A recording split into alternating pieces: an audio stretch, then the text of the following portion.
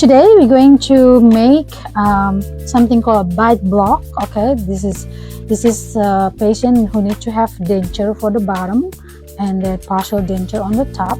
As you can see, how do we relate this and talk to a lab about the relationship between the top and the bottom jaw? So we need to have something called bite block. Okay, so we can relate the relationship between top and bottom jaw, how they meet together in harmony with joint, muscles, and surrounding area.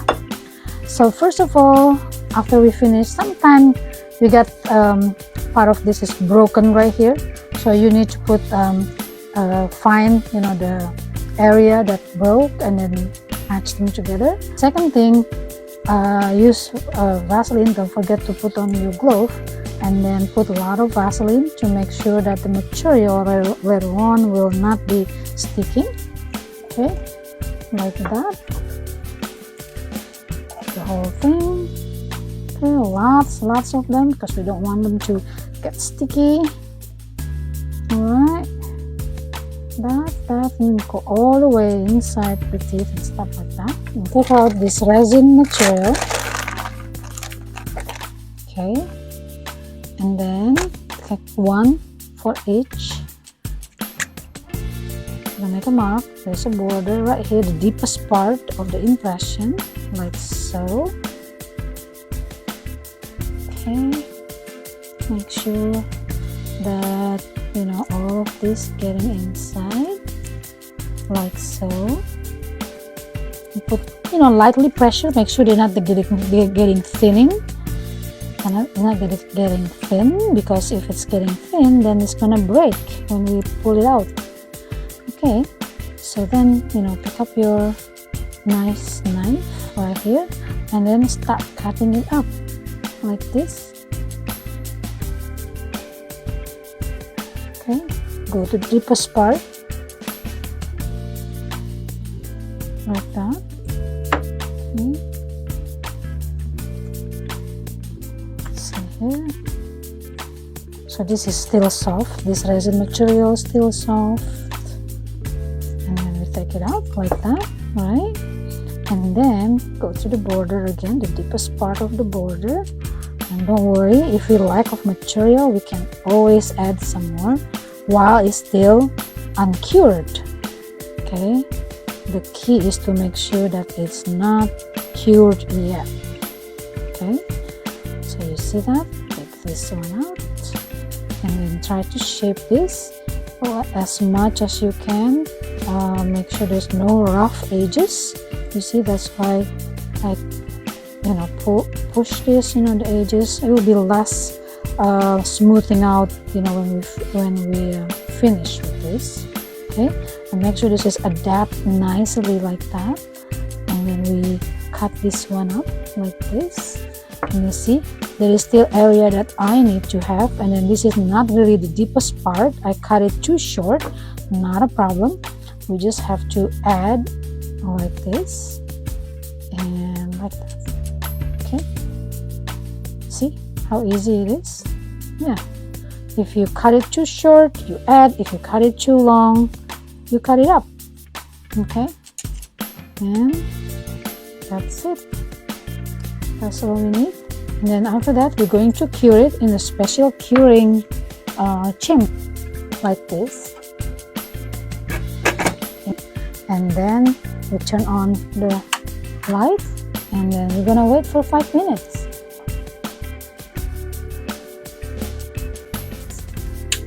Okay, we turn it off. Okay, open the door and take this one out. Okay, now the material, instead of soft pliable like this, become hard. So then we're gonna lift it up gently.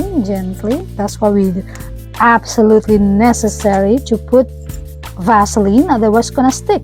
So you get this. Okay, and then you see, even though I try to make it as smooth as possible, there are still some hard edges right here. Okay, sharp edges, and then kind of 45-degree angle. Okay, smooth out all the rough edges and sharp and rough. So make sure it will not injure patient's soft tissue, gum, when we put it in. While we are curing this one right here, I have the top one also made.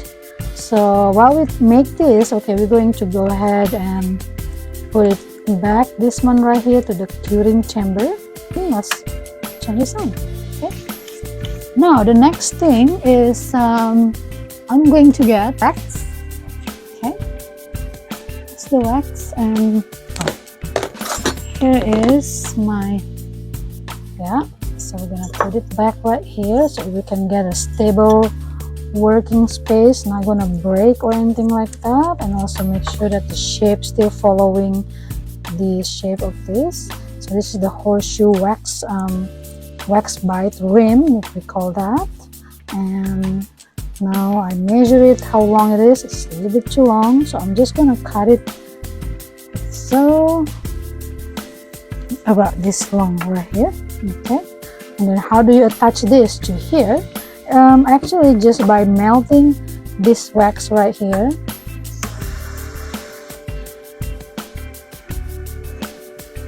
Warm it up with a hot knife, and then just make like a crisscross. Quickly, quick, quick, quick, quick, quick, quick, quick, quick, quick, quick, quick, quick, quick, quick, quick. Careful, make sure your knife will not touch your hand or your fingers, because this is hot. As you can see, we use blue flame. This side and that side, not too long, okay, because you can burn this. Just, you see, back and forth, boom, boom, boom, boom, boom, boom, boom. It's getting softer. Okay, cut it maybe about, quarter inch or something like that. You see how they now it's become soft like this. Okay, and then you just make sure, be careful again, that side. Okay, real quick. Okay, and then now it's softened, and you just put it in like so. Okay, and then put the pressure around this like so. Okay, put pressure inside, make sure that inward, make sure, and then after that you just put this material like that over there. Okay, so that's good.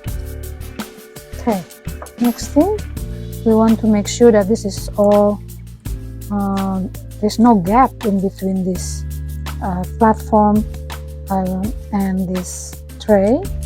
So then I warm up again my knife, and then be careful, it's hot. So I'm just gonna melt the wax in here, so it will be closing up the gap.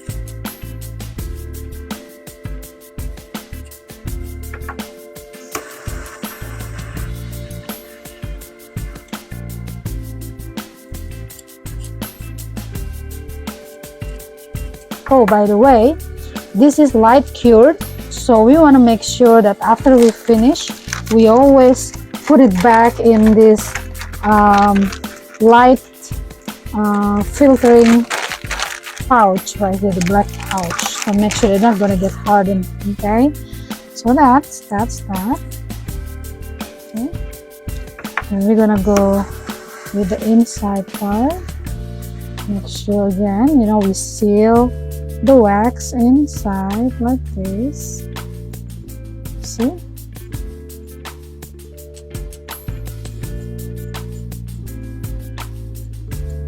Like so. And like so. Okay.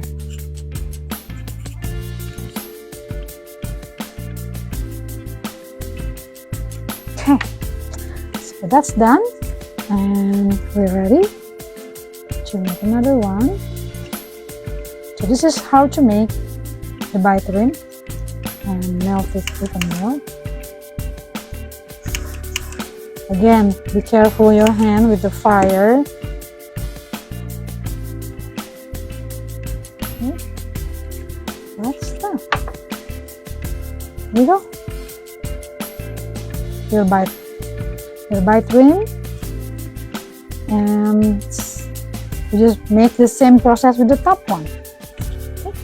We're going to put this bite block inside patient's mouth, and then we can establish the relationship on how the top teeth meet with the bottom teeth in harmony of the muscle, joints, and surrounding tissues. Thank you.